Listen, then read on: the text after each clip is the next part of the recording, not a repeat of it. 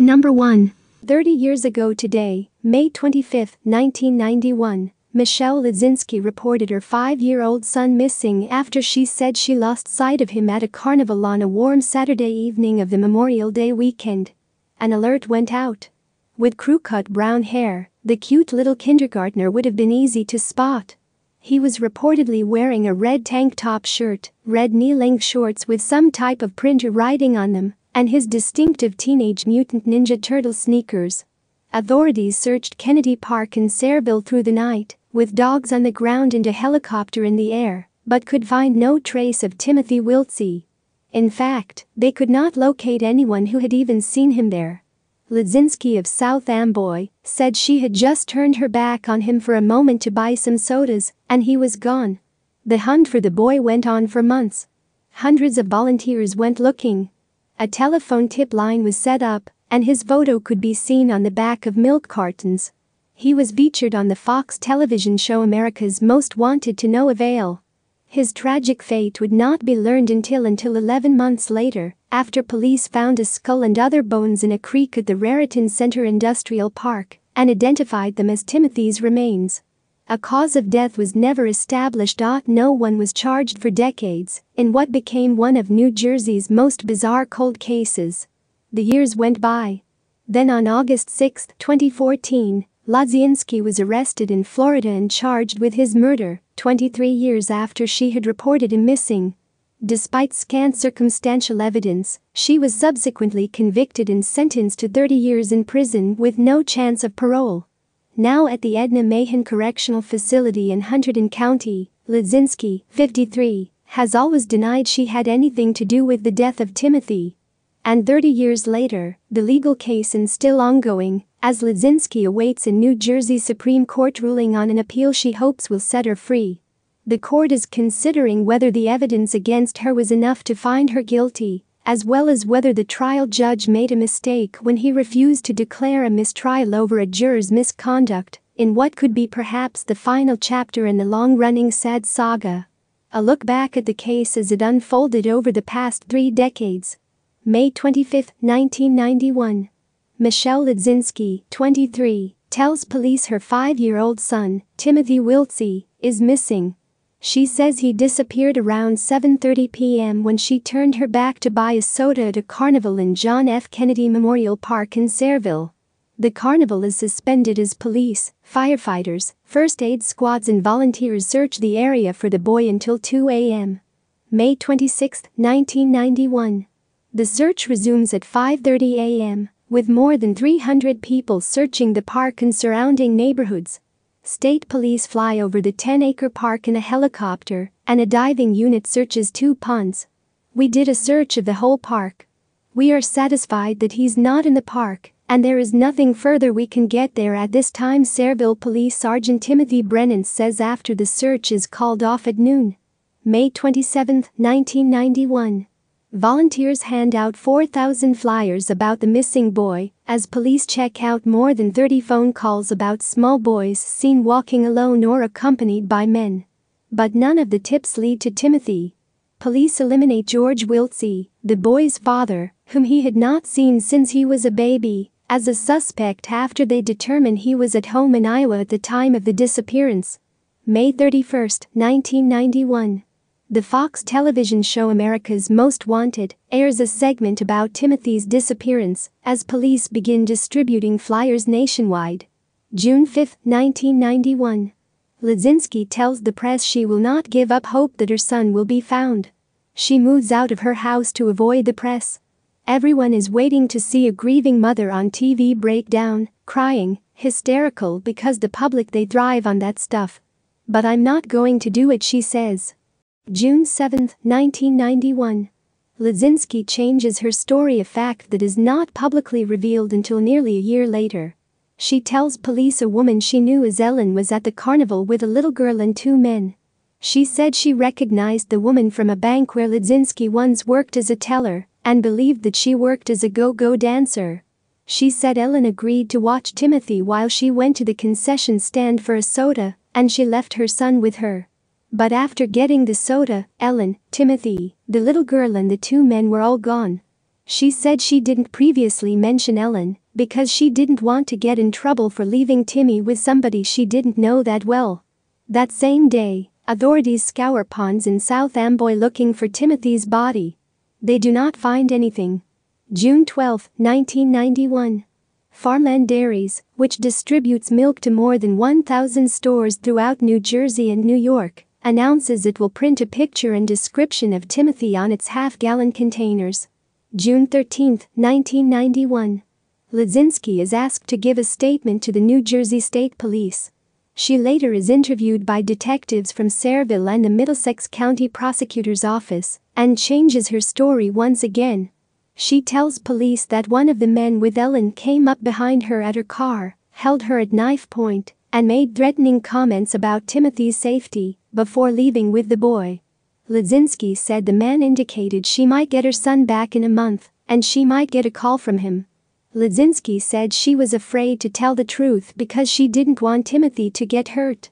After hours of grilling by investigators, Lizinski goes to a local hospital emergency room to be treated for hyperventilation.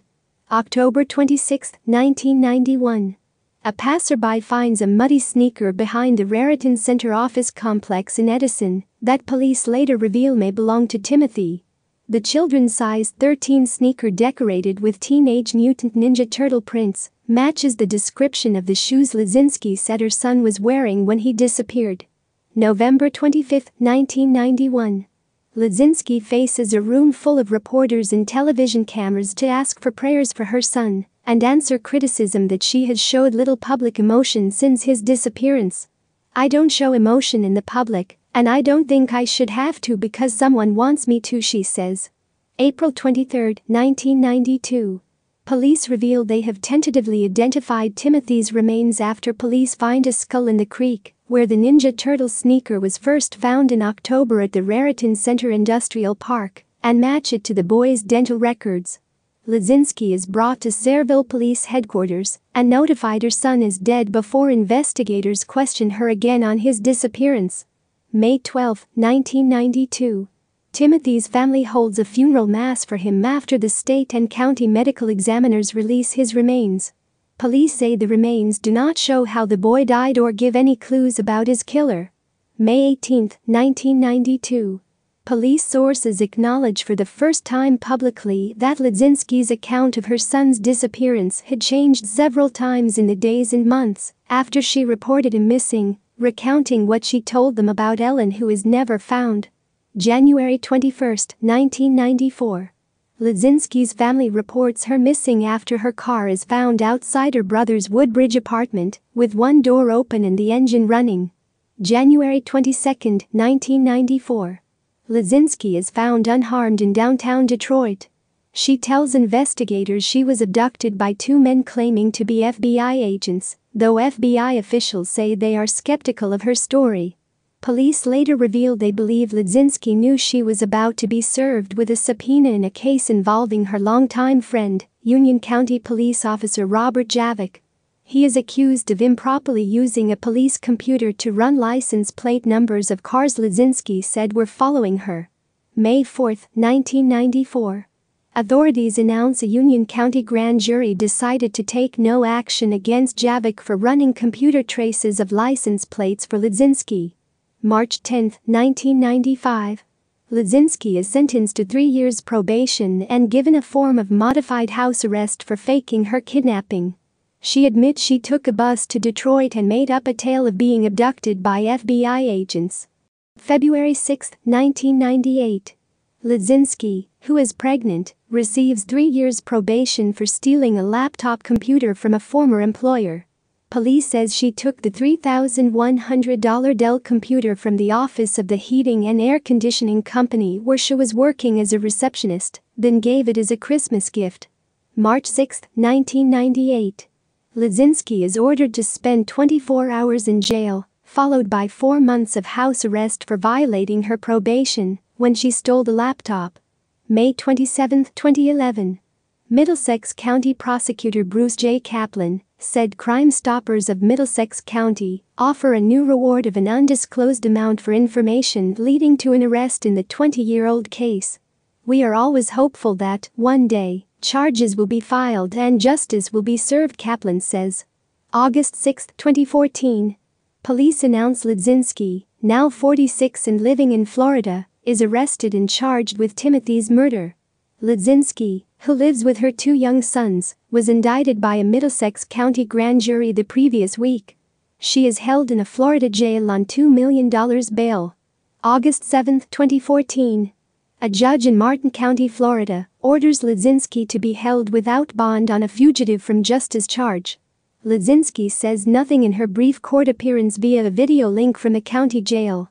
September 23, 2015. Superior Court Judge Dennis Neves in New Brunswick says the state had provided enough evidence to warrant proceeding to trial. He writes he was reluctant to dismiss any indictment except in the most egregious circumstances, and that was not the case here. March 16, 2016. The trial begins. March 17, 2016. In opening statements, the prosecution says the evidence will show it was his mother, Michelle Ledzinski, the very person who brought him into the world, took him out of it. Her attorney counters with, the evidence will show that Michelle Ledzinski loved that little boy more than life itself. April 1, 2016. Ledzinski's niece, who used to babysit for her, identifies a blanket found near the remains of her cousin as one she recognized from visits to his home. I used that blanket when I snuggled up with Timothy, she tearfully tells the courtroom. April 28, 2016. One of Ledzinski's defense witnesses is a forensic expert who tells jurors the investigation of the site where Timothy's body was found was mishandled by investigators. May 12, 2016. The case goes to the jury. May 18, 2016. The jury finds Ledzinski guilty of murder. August 23, 2016. Ledzinski's attorney appeals the verdict, claiming insufficient evidence left the jury free to engage in pure speculation, and arguing a mistrial should have been declared when it was discovered the foreman was doing his own online research. That juror was dismissed. August 23, 2016. Ledzinski's attorneys go to court to ask for a new trial or to have the guilty verdict thrown out. They argue insufficient evidence left the jury free to engage in pure speculation. Ledzinski's lawyers also argue the judge should have declared a mistrial when it was discovered the jury foreman, who was later dismissed, was doing his own online research during the trial. October 26, 2016. Judge Dennis Neves denies a request for a new trial, rejecting Ledzinski's lawyer's argument that she did not receive a fair trial. January 5, 2017. Ledzinski is sentenced to 30 years in prison, the minimum sentence for first-degree murder under sentencing guidelines. Her attorney says they will file an appeal within a week. August 7, 2019.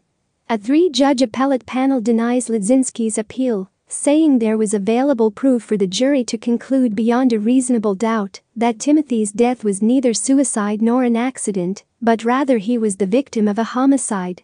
February 21, 2020.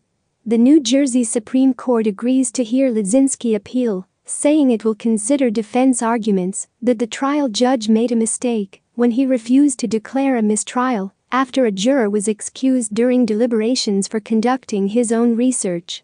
It also says it will look at whether there was sufficient evidence to support a conviction. October 27, 2020.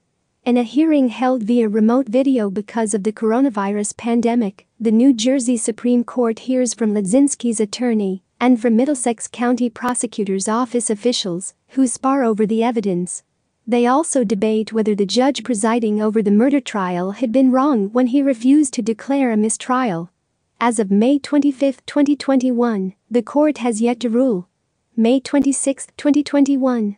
In a split decision, the state Supreme Court upholds the conviction of Ledzinski. The 3-3 ruling, with Chief Justice Stuart Rabner recusing himself from the matter, meant an earlier appellate ruling rejecting her would hold, leaving her conviction intact. 3 members of the court found the evidence sufficient, and 3 members found the evidence insufficient to sustain the murder conviction. June 7, 2021. Ledzinski's attorneys seek for the appointment of a tiebreaker by the Supreme Court to serve as a 7th deciding voice on Ledzinski's claim that there had been insufficient evidence to convict her, arguing the split decision upholding her conviction was a violation of her due process rights. October 6, 2021. The state Supreme Court agrees to take an unprecedented second look at the conviction of Lizinski, with the addition of tiebreaker, as the court again hears the case. Judge Jose L. Fuentes, the senior-most member of the State Appellate Division, is named. October 25, 2021. Lawyers for Lizinski and the prosecutors who sent her to prison appear before the Supreme Court in the unusual re-arguing of her long-running appeal in the high-profile homicide case. December 28, 2021. The New Jersey Supreme Court Tuesday in a 4-3 ruling overturns the conviction against Lizinski, concluding there was not enough evidence for a jury to find her guilty of murder.